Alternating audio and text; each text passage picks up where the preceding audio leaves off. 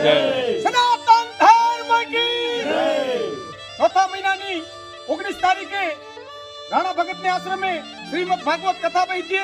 અત્યારે રાણા ભગત રત્નાર ગામ આવ્યા છે તો અમે એના આશીર્વાદ લેવા આવ્યા છીએ. આવતીકાલે મેકર દાદે પગે જવાના છે. અમે બધા સાથે જશું અને કાના વર્ચનનો એવો ભાવ છે કે રાણા ભગત ને આશ્રમે મેકર દાદાની મૂર્તિ બહાર છે. તો ચોથા મહિનાની 19 તારીખે શ્રીમદ ભાગવત કથા છે રાણા ભગત ને આશ્રમે. તો ભાવભર્યો બધાને આમંત્રણ છે. તો બધે હિન્દુ સમાજને પધારવાનું છે. બોલો કૃષ્ણ કનૈયાલાલ કી જય, રામદેવજી મહારાજ કી જય. રાણા ભગત નું આશ્રમ નર્મદાને કાંઠે છે. બિલકુલ પરિક્રમા વાળા જે જાય છે એની બિલકુલ આશ્રમ નર્મદાને કાંઠે છે. તો બધા ત્યાં પધારજો. નર્મદે હર જય સિયા રામ. ઝાલાભાઈને ત્યાં કંકોત્રી આપવાને માટે થઈ, આમંત્રણ આપવાને માટે થઈ અને આપવાનું થયું. અને આજના દિવસે, આજના રૂડા દિવસે શ્રી ઝાલાભાઈ તરફથી પૂજ્ય નાના બાપુને તલવાર, એટલે કે તલવાર તો આમ તો ન કહી શકાય, આપ તો સાક્ષાત આ જગદંબા છે, સાક્ષાત શક્તિ છે. એ શક્તિ એમને અર્પણ કરે છે કે જેથી કરીને આ કાર્યની અંદર શક્તિ મોર રહી અને નિર્વિઘ્ને ભાગવત સપ્તાહનું જે કાર્ય રાણા બાપુએ જે અત્યારે હાથ ધર્યું છે એને માં જગદંબા બહુ સારી રીતે, રૂઢી રીતે પરિપૂર્ણ કરાવે. એ જ અભ્યર્થના સાથે શ્રી ઝાલાભાઈએ આજે શક્તિ રાણા બાપુને અર્પણ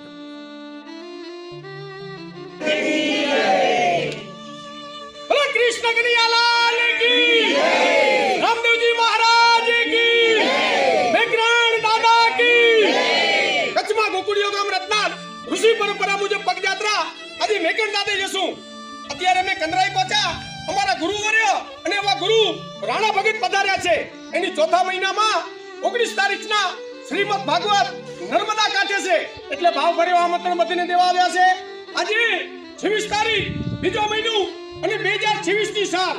હા ડાડો મેકર છે જીઓ પણ ધેર મતિયો અને દિયો સકર જેડા મિટા સેણ સેરી વેદા માડુલા હજી તારુદા ભલે જાવેર મનારાને માકણ ચોરાય મધુરી વગાડે વીણ એ ધનધાન ભાગરત નારવારે આ હીરોના હે શ્રી કૃષ્ણ ચરાવે ધેનું.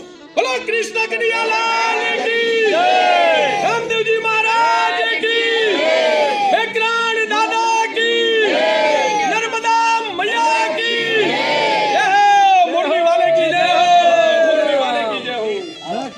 સત્યાતિ હિંદવે તાપત્રય વિનાશાય શ્રી કૃષ્ણાય વયમ સ્વઃ.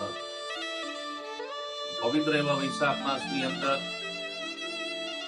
વ્રજધામ, વ્રજ ગોકુળધામ મોલેકાની અંદર પૂજ્ય રાણા બાપુના સાનિધ્યની અંદર આગામી દિવસની અંદર શ્રીમદ ભાગવત સપ્તાહનું સુંદર મજાનું આયોજન, જેની અંદર પદયાત્રીઓ જે માં નર્મદાની પરિક્રમા કરવાને માટે જે નીકળે છે એમના માટે સદંતર અન્નક્ષેત્ર પણ ચાલુ છે અને એમના માટે રહેવા, સુવા, બેહવાની બધી વ્યવસ્થા પણ રાખેલી છે. અને એના સમાધાનની અંદર આ શ્રીમદ ભાગવત સપ્તાહનું આયોજન થવા જઈ રહ્યું છે. તો એના એ કથા કરવાને માટે થઈ અને રાણા બાપુએ મને સૌભાગ્ય પ્રાપ્ત કરાવડાવ્યું છે અને એ કથા કરવાને માટે થઈને હું ત્યાં પધારવાનો છું. તો આપ સર્વ ભાવિક ભક્તજનોને આ કથાનો બહોળામાં બહોળો, મોટામાં મોટો લાભ લેવા માટે મારું સાદર આમંત્રણ છે. અસ્તુ. જય શ્રી